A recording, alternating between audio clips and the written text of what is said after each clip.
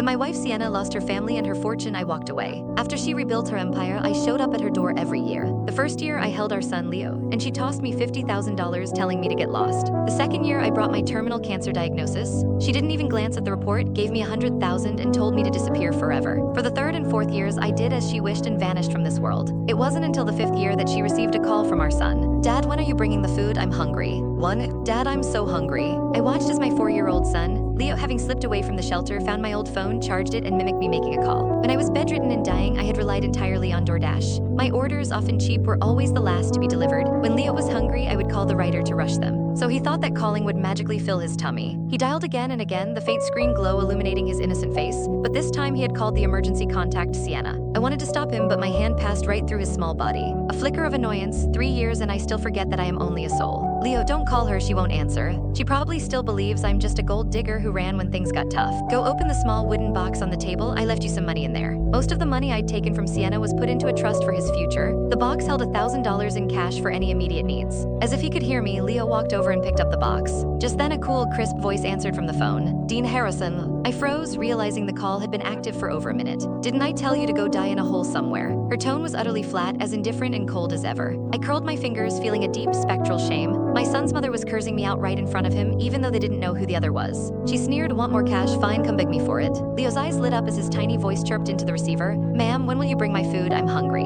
Silence stretched on the other end. Put Dean on the phone. You mean Dad? Leo's face instantly dropped, but he can't answer the phone. Sienna's voice sharpened. What do you mean he ca? Dad says he's sleeping. A 4.5-year-old has no concept of death.